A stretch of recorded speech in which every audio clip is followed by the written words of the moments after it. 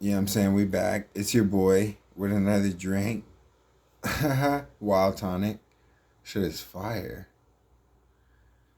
Fire. You know what I'm saying? Blueberry basil. Like what? Who even thinks to mix those things together? Oh, I'll tell you who. Women. Because this is a women owned brewery. Shout out to all my women out there. Holla at your boy. You know what I'm saying? I know I'm cringy and I'm cheesy, right? Right?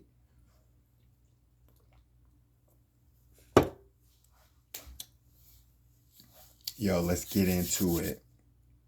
We're gonna talk about these. We're gonna talk about following the science for a second until it just falls off a fucking cliff, right? And talk about Elon Musk a little bit, right? Why not Elon? He was just on Babylon Bee, and I watched that interview, so that was interesting. Um, First, we'll start off Merriam-Webster, the definition of a, you know what I'm saying? 'Cause I still remember little sign language. I'm not gonna read them all to you because you could just easily get on your phone and just do this. But this is what I'm gonna say. There used to be like one definition, and now there's one,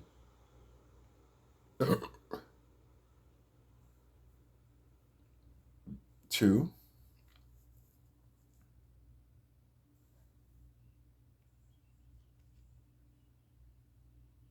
There's like three of them. You know what I'm saying?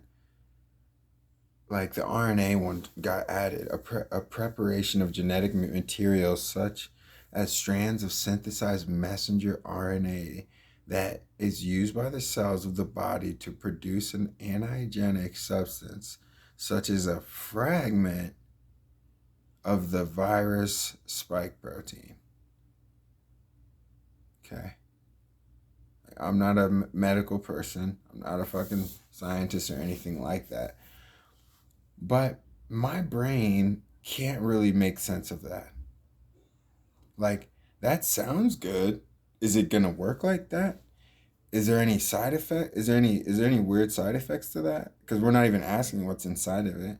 Um, so yeah, a preparation of genetic material such as a strand of synthesized, and let's just suspend all judgment for a second. I'm not judging you. You're not judging me, right? We're not judging anyone. We're just all here shitting the bed together, right? It's awesome. Um, yeah, to produce an antigenic substance, such as a fragment of the virus spike protein. So, look, this is the one that I'm used to, right? A preparation that is administered, such as injection, to stimulate the body's immune response against a specific infectious agent or disease. Um, such as a bacterium or a virus. Many of these made from the virus itself either weakened or killed, which will induce antibodies to bind and kill a live V. Measles V's are just that, weakened or attenuated, measles, viruses. That makes a little bit of sense. Like, hey, Cameron, we're gonna give you a little bit of this fire of this V, and then like your body is just gonna, um, do its natural thing and fight it off. It's the same idea with like essentially, like a smaller example would just be like in my mind really is just like probiotics, because now we're gonna, you know probiotics should just be used by like pretty healthy people, really, healthy people. Like this is actually a probiotic. Um, like to get bacteria, into your gut, healthy bacteria, so that way, your body can fight it off, and it creates like, um, a robust immune system, right? And that makes sense, you know. But you guys are over here hoping that cells of the body to produce an antigen. Like it's kind of like the fact that there's added, that it's added here. Like the who created the PCR test? Carrie Mullins. Guess who wasn't friends with Carrie Mullins? Dr. Fauci. Okay? They beefed, right? They beefed. Principia Scientific.com says the PCR test was invented by Carrie Mullis.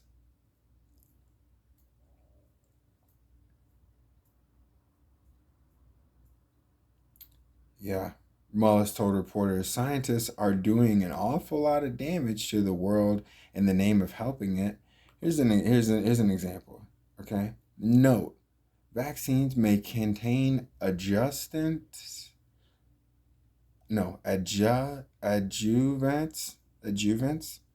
such as aluminum hydroxide, designed to enhance the strength and duration of the body's immune response. Now, like when you look up the aluminum hydroxide side effects, you get constipation, loss of appetite, unusual tiredness, muscle weakness, and confusion. Okay? And like when like, and they'll tell you like, oh yeah, we're gonna give you the V, and then like you might feel a little groggy and stuff, you might feel a little soreness, but like, that'll go away, like, because your body's gonna try to fight back, you know what I'm saying? Unless like for some reason like your body doesn't react to it well and your immune system totally collapses and you have some sort of stroke or heart attack, or like, which that's never happened, right? Like, who are we kidding here? Like, we got to be real careful about absolutes, right? Like, nothing is absolute. Like, that's like the first rule of metaphysics. Like, nothing in the world, nothing is absolute. All paradoxes can be met. Everything is but half true. Like, and what that means is like, and like nothing is absolute except for God. Like in my mind, except for God, right? The one who created the sun, the moon, the stars, the earth, the one that like keeps it all going. You know what I'm saying? Like the one that like, you know, like the creator, like the all that will ever always ever be there. But I don't want to get off on a tangent. It's like it's like nothing is absolute. It's like even a diamond, like for instance, like even a diamond is so hard, but like it's not and it can like cut crazy stuff. Like you can use diamond cutters to like cut through like metal and everything. So it appears to be really solid, right? Like if we were to say like that a diamond is solid, that a diamond is more solid than wood, it's more solid than steel and everything else like that. But it's still just atoms that are like vibrating, it's still like not all the way solid. It's not all the way solid. Like there's still space in between atoms at a subatomic level. So even like the hardest thing, like element that we can find, is not solid. So how in the world would somebody's beliefs and their position be 100% solid? Well, here's the answer. It can't be. It can't be. If anyone claims that to know the absolute direct truth, the absolute direct way to go, that person is a wolf in sheep's clothing. That is the devil coming to you and saying, I can give you everything and more that you think that God can give you. And trust me and don't trust your intuition that God put inside of you. You know what I'm saying? Trust the science. We're trying to follow the science. We've been trying to follow the science for almost 2 years now. You guys aren't getting tired of it? You know what I'm saying? Um, you know, like just a small example, okay? We're gonna walk in to like okay, this is just small examples, right? Like um oh, okay. If you get fully vaccinated, don't have to wear a mask. Okay. Now we've created two classes of individuals. We're creating more division. There's instant division, right? Okay. You know how we can tell it? We can literally see it with our own eyes. Like you have a mask on and this person doesn't. Two different classes. We can see with our own eyes. Like that would be like judging. That would be like treating Mexican people different than Chinese people, or black people different from these people. Like because of what you see that is like perceived. You know what I'm saying? Like the steps that we're taking don't make sense. Like the precautionary measures. Here's the thing: these are needed by like we actually do need them. Like people in the world do need them, and like if they have compromised immune systems and everything like that, like their immune system's already failing or something like that, then I could see it. But you guys trying to tell me that aluminum hydroxide is going to help strengthen and prolong the duration of my immune system, right? When serious side effects are black, tarry stools, mental mood changes, confusion, deep sleep, pain with irritation, stomach, abdominal pain, vomiting that looks like coffee grounds.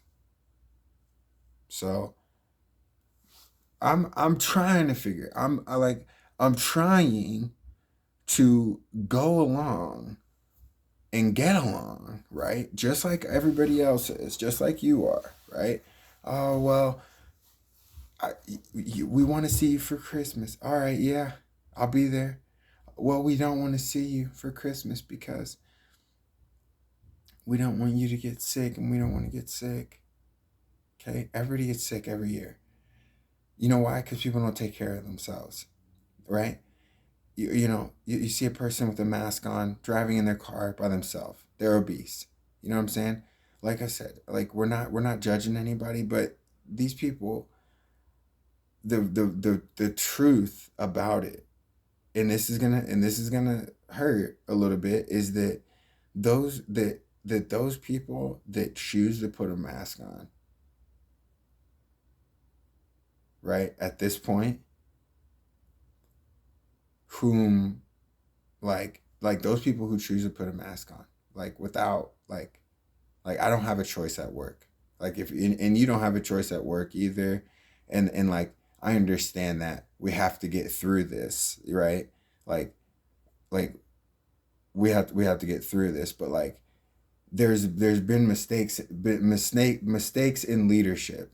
One person thinks that leadership is telling people and forcing people, or hey, I'm not forcing anybody to do anything. I'm just gonna take away all your rights, and I'm gonna make life even more inconvenient. I'm gonna create more loopholes. I'm gonna create more, systematic problems, not solutions, not solutions, right? You know, it's weird. It's a virus. It's like, what are we? Like, and I'm gonna get into uh, you know, the Babylon Bee, which is a Christian satire, um, publication that had Elon Musk on. Elon Musk, this is the gist of it. This is what I got. He all his money is in SpaceX and Tesla. He could do his taxes very easily. He paid the most taxes out of any human or out of any American in history this year, right? Um, you know, it's like, and by the way, he's not motivated by the usual things that the powerful are motivated by. And if you give me just 1 second,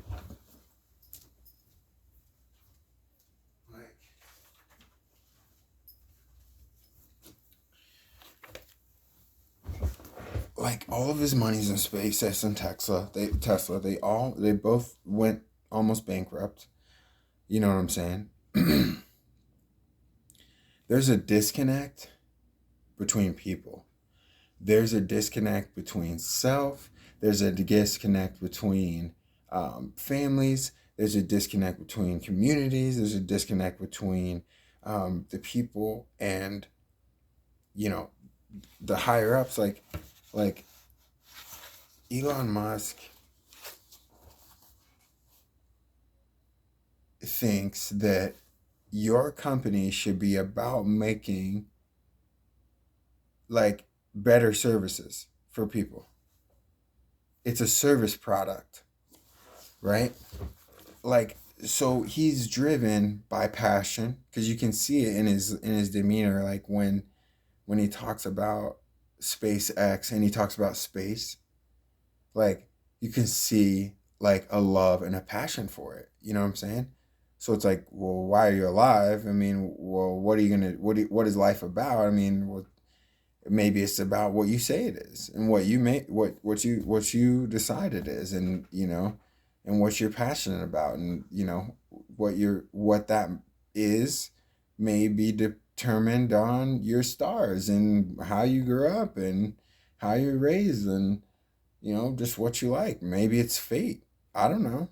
But I'm passionate about martial arts. I think martial arts is could be a great service product, in the way of just offering a lifestyle that people can participate in and be a part of, and in a variety of ways, that will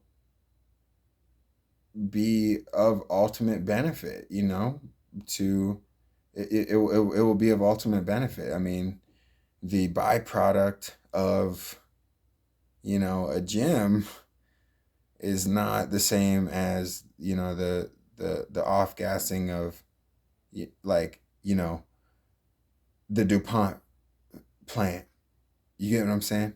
So, like, and he just makes fun of like companies that are out there for money. And it seemed like he was like, all right, well, yeah, let's just play the game, let's just roll the dice again. He's just like, all right, well, I made 20 million off this, I made 80 million or 100 million off this, I took all that, put it all in this. He's like, my cash balances aren't even that big. He's like, I could do my own taxes. He's like, H&R Block could do my taxes. They're laughing about it. It's really nice to see a billionaire who's not like completely out of touch. I mean, he maybe, other than J.K. Rowling, you know what I'm saying? Shout out. Like, and this is what I'm gonna say, and this is like the new human rights movement by Peter Joseph. This is the guy who did Zeitgeist. All right, he's a fucking crazy genius person, and I just so happen to watch, his interview, and then like be reading some of this today, and like it just goes like the place where I'm at. It just goes right there. The self-interested focus required in economic competition, increasingly rewarded as one climbs the socio-economic ladder, like somebody would if they created, PayPal, or, you know what I'm saying? It makes sense that such disassociated values become dominant. So what it like become dominant, detached from the plight of the lower class. The rich begin to think the padded world they experience is the world everyone else experiences. In other words, people in the lower classes are more attuned to the common sufferings and hence more compassionate. Some call this the empathy gap, embracing both the lack of exposure the rich have to the plight of common folk and the psychological changes that reinforce social indifference. Needless to say, it doesn't bode well for a general society when those of great wealth and resulting power tend to have a propensity to be indifferent and apathetic.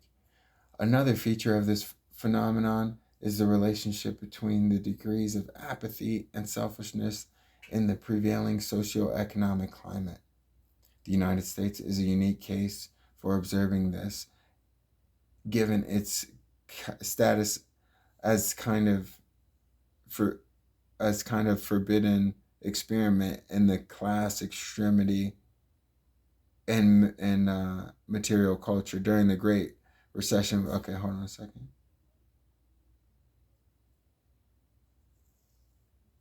Yeah, like this, right? Like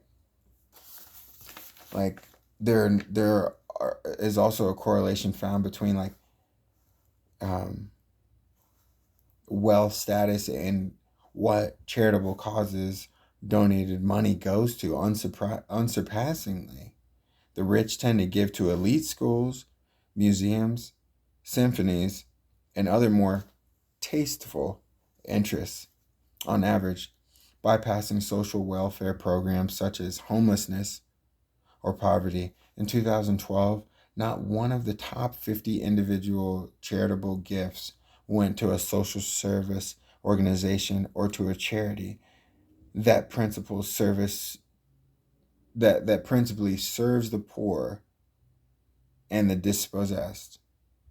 While it is true that in monetary terms the upper class gives more than the lower class, even though substantially less in percentage terms, like so they give more money, but the lower class actually gives way more of money, like based on the percentage of money that they make. People who make less money are more charitable, they're more compassionate, they're more down to earth. People who make more money are apathetic. Yeah, which probably what less empathetic. They're more likely to gravitate towards being power hungry, and like it said, detached from the plight of the lower class, Nancy Pelosi begins to think the padded world she experiences is the world everyone else experiences. And now I just threw Nancy Pelosi in there as a perfect example. That's not what the book said. That's what I said. Okay? Like this is an example. You know what I'm saying? It's like they're far gone. Like of course, like they've been driving in Mercedeses and shit for like the past 20 years. They haven't had to worry about a bill or anything like that in like however long. Like imagine if you're born into great wealth, like you don't know what it means to like struggle for hourly wages and suffer with people like right next to them at a shitty job just to hope that you can get another shitty job and like be able to take care of your family and like and not complaining about it when you do it and then still being charitable even though you're broke. You know what I'm saying? The meek shall inherit the earth. Okay.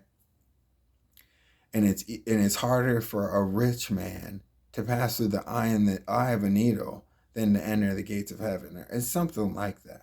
Both of those quotes. And what they're trying to say, since I'm using Christian quotes and I'm talking about the Babylon Bee and I'm talking about Elon Musk and I'm talking about the human rights movement, extreme wealth, right? Class warfare, socioeconomic pressure, right? Um, like, you know, like it all goes together. It all goes together. Um, yeah. Now, as far as me, as far as I goes, because I need to wrap this up. It's 25 minutes. Um, yeah. Yep. It's like everybody's gonna be tested. Everybody's gonna be tested. You know. It's like it's just crazy. Like, look, here's the point. Next time you go to, here's my point. Next time you go to the store, next time you go to the bank, next time you go out, just like don't wear a mask. And then if you see somebody else that's not wearing a mask, like give them a thumbs up and like smile at them. Like, hey, it's so nice to see your face. Oh wow, like like like I want to start something where like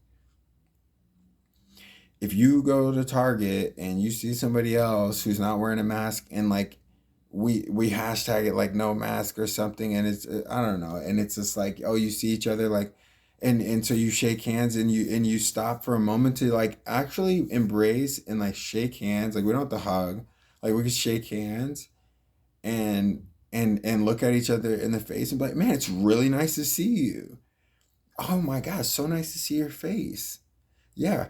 Oh man, it's so nice to see your face because I was only getting half of your facial expressions before, but now I can see your whole face. And it's like, and so I feel better. I feel like that there's hope. And I feel like that the world isn't trying to kill itself. You know what I'm saying? I feel like there's a certain part of man, you know, like of like just humans, like that wants to destroy itself, right? And like we would call this evil, you know, like it wants to destroy itself and it wants to destroy everything with it, right? And then there's the other side that wants life and wants to support life and promote life, right?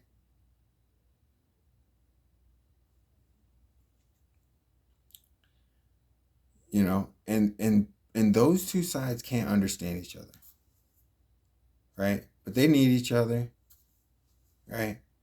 It's like we are more likely like to conquer the world to literally like take over by force the whole world. We're more likely to do that as man than to conquer ourselves and rise above our lower nature and transcend, right? We out here super saiyan shit. You already know.